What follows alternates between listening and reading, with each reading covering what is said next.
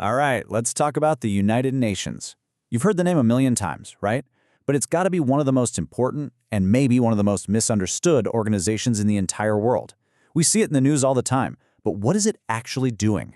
And that really is the million-dollar question, isn't it? I mean, depending on what day you're reading the news, the UN is either this indispensable force for good, or it's a totally paralyzed, useless talking shop. So which one is it? A success? A failure? Well, here's the thing. The answer is kind of both. And that's not an accident. It was built that way on purpose. This really gets to the heart of the UN's big paradox. The stuff we always hear about? It's the high-stakes political drama, right? Vetoes, gridlock, total paralysis. But what we don't see, what's happening quietly in the background, is this enormous, invisible machine that's running 24/7. We're talking about delivering vaccines, getting food aid to millions of people, and even making sure the planes we fly in are safe. That's the UN too. And I think this is the most crucial thing to get. This tension, this paradox, it's not a bug, it's a feature. It was literally baked into the UN's DNA right from the start. It's this intentional balancing act between, these high-minded ideals and the cold, hard reality of global politics. I love this analogy here. Think of it like this. The UN is basically writing the software for the entire planet. It's not a world government. It can't force countries to do things. But what it does do is create the code, the fundamental programs. Things like international law, human rights standards, those big development goals. They're all designed to just run in the background of our global system. So to really understand why the UN is designed this way, with all its weird rules and, let's be honest, its limitations, we actually have to go back in time. We have to look at what came before it, because what came before it was a spectacular failure. And that failure was called the League of Nations. Now, it was born after World War I with this incredibly noble goal. Never again. Let's prevent another world war. But it was doomed from the start. First, the biggest rising power on the planet, the US, just refused to join. Then, to get anything done, they needed unanimous agreement. Can you imagine? So nothing ever happened. And on top of all that, it had zero military muscle to back up its decisions. It was, for all intents and purposes, a toothless tiger. So, while World War II is still raging, the major powers are already at the drawing board, designing version 2.0.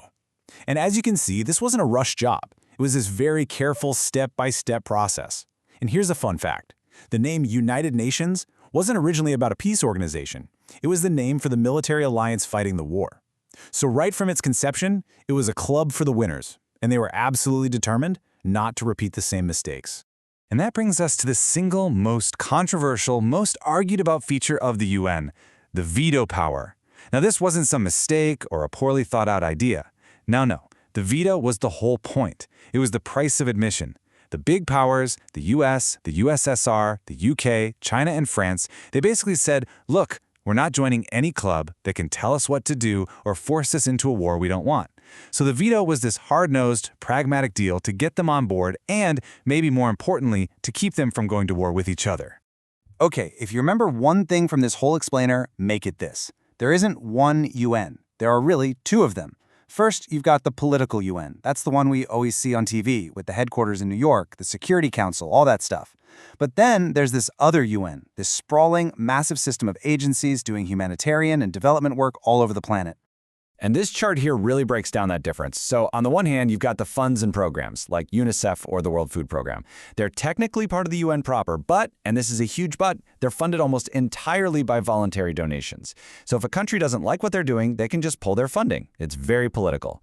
But then you have the specialized agencies like the WHO. Think of them as basically independent organizations affiliated with the UN. They have their own members, their own rules, and countries have to pay dues. This makes them way more stable and lets them operate with a bit more independence from all the political games in New York. All right, let's talk about the Blue Helmets. This is probably the UN's most visible, most dangerous, and highest stakes job, peacekeeping. And what's wild is that peacekeeping isn't even mentioned in the original UN Charter. It was completely improvised, just invented on the fly because the world needed it. And its track record, well, it's a real story of extremes. I mean, you had these incredible successes. Take Sierra Leone. The UN went in, disarmed tens of thousands of rebel fighters, and helped literally rebuild a country that was just shattered by war. But then you have Rwanda, an absolute catastrophic failure, where the UN mission was given no power, no troops, and was forced to just watch as a genocide ripped through the country. Just think about that number for a second. 800,000 people murdered in 100 days. It is without a doubt the UN's darkest hour, its greatest moral failure. It's a ghost that still haunts the halls of that building today. But, and this is so important, that's not the whole story. The failures are what make the headlines, for obvious reasons. But the data tells us something else. It tells us that about 2/3 of all peacekeeping missions have actually succeeded. They go in, they do their job, they stabilize a place, and they get out. We just never get a news alert about the wars that didn't happen. Okay, so that's the history, that's the structure, but how is this whole complicated system actually dealing with the massive crises we're facing right now? Let's take a look at the scorecard on two of the biggest ones, development and climate change.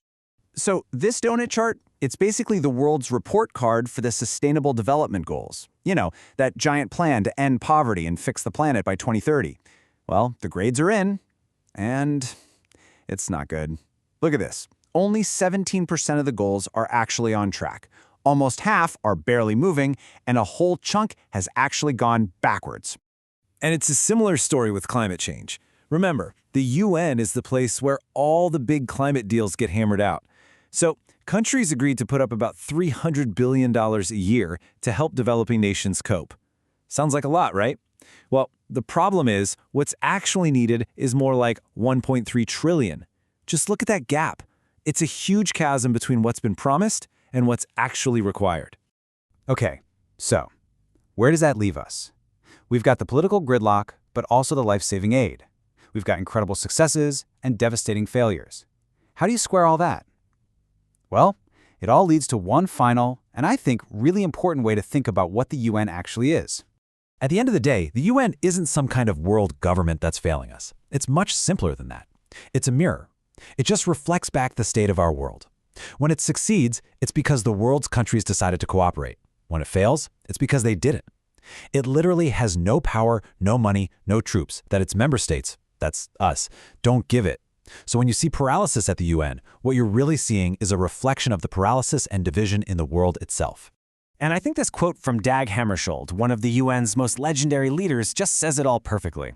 The United Nations was not created to take mankind to heaven, but to save humanity from hell. The point was never to build a utopia. The point was to build a fire escape, a place to talk instead of shoot, to pull us all back from the edge. It's a humble mission, but maybe a vital one. So that leaves us with one last question to chew on. If the UN really is just a mirror, when we look at its reflection today, fractured, gridlocked, often struggling, but still capable of incredible things, what is it really telling us about ourselves?